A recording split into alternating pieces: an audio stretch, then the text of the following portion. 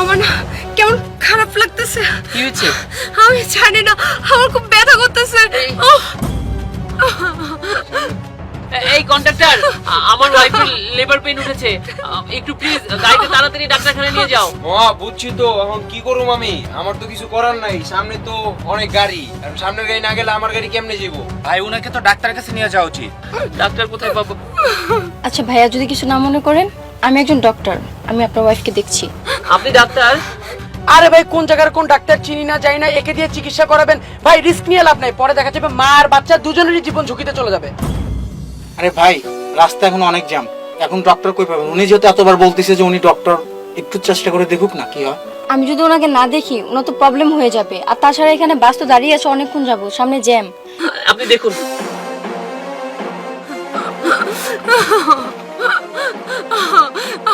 আমি আর ব্যথা সহ্য করতে পারতেছি না। ম্যাডাম প্লিজ, আমার ওয়াইফকে একটু দেখুন, ওর গর্ভে আমার সন্তান। একটু নরমাল ডেলিভারি করতে হবে, সময় হয়েছে। ডেলিভারি করতে হবে? আমি সহ্য করতে পারতেছি না। আচ্ছা এই আপনি ধরেন না, ধরে পিছনে সিট একটু সয় দেন। ধরুন ভাই, আপনারা একটু ধরুন, ধরেন। দাঁড়াও, এটা উঠে এটা উঠতেছে না। আচ্ছা যাও, বেরো।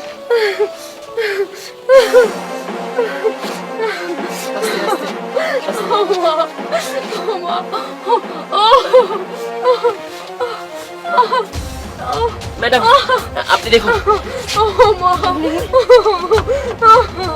আচ্ছা আপনারা সবাই না পিছন দিকে ঘুরে দাঁড়ান।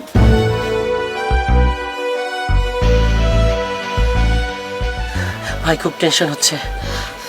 থাক ভাই, চিন্তা করেন না, সবকিছু ঠিক হয়ে যাবে।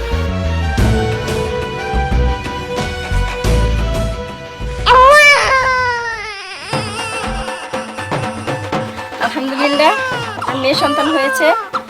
সন্তানের মাও ভালো আছে, সন্তানও ভালো আছে।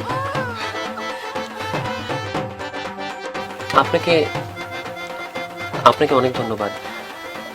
আসলে আপনার জন্য আজকে আমার স্ত্রী আর কন্যা সন্তান বাঁচতে পেরেছে। আপু, আই এম সরি, আমি আপনার সাথে অনেক বাজে একটা অন্যায় করেছি।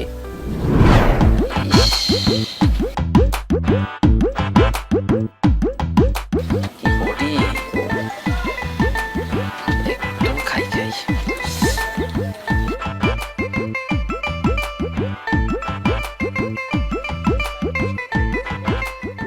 এই তুমি এসব কি করতেছো? কি করতেছি দেখতে পাচ্ছ না? তোমার জন্য তো এসব করতেছি। 8-9 মাস যাবো তোমার সাথে আমার সাথে কিছু হয় না। আমি একটা পুরুষ মানুষ, আমার কিছু চাহিদা আছে, বুঝতেই হবে তোমার। ছি, তোমার মন মানসিকতা এত খারাপ। আরে তোমার প্রেগন্যান্ট ওয়াইফ তোমার পাশে বসা, আর তুমি অন্য মেয়ের দিকে। ছি, আমার গর্ভে তো আমাদেরই সন্তান। আর এই সময় কোথায় তুমি আমাকে সাপোর্ট দেবে? না, তুমি অন্য মেয়ের দিকে। আমার ভাবতেও লজ্জা লাগতেছে যে তুমি আমার হাজবেন্ড। তুমি না দিন দিন পশু হয়ে যাচ্ছ। আমি পশু হইতাছি? শোনো, আমি পশু না, আমি পুরুষ। ছি ভাই, আপনি এগুলা করছেন? ভাইয়া মিনিমাম লজ্জা শরম আপনার থাকা উচিত। আসলে আপনার মতো কিছু মানুষের জন্য না এই সমাজের মধ্যে সকল পুরুষ জাতিকে না ঘৃণা করে মানুষজন। উফ, আমার ভাবতেও ঘৃণা লাগতেছে। আচ্ছা একবার চিন্তা করেন তো, এই যে এই জ্যামের মধ্যে বাসটা পড়ে আছে, আজকে যদি ডাক্তার আপা এই বাসের মধ্যে না থাকতো, আপনার ওয়াইফের কি একটা অবস্থা হইতো চিন্তা করতে পারেন? আজকে উনি আছে বলেই মা এবং বাচ্চা দুজনেই সহি সালামতে সুস্থ আছে। আপনি যে এতটা নিচু, ভাবতে অবাক লাগছে। আচ্ছা এটা যদি আপনার মেয়ের সাথে হতো? আপনার তো কন্যা সন্তান হয়েছে তাই না?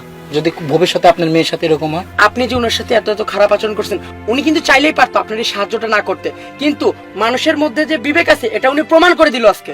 ভাই আমার ভুল হয়ে গেছে, আসলে আমি দিক বিদিক শূন্য হয়ে পড়েছিলাম। আপু, আমি আন্তরিকভাবে আপনার কাছে দুঃখিত, কারণ আপনি চাইলেই আমার স্ত্রীকে বা আমার সন্তানকে বাঁচাতে নাও পারতেন। আজকে আপনার জন্য আমার স্ত্রী সন্তান বেঁচে গিয়েছে। আমি পশু হয়ে গিয়েছিলাম, আপনি আমাকে ক্ষমা করে দিবেন।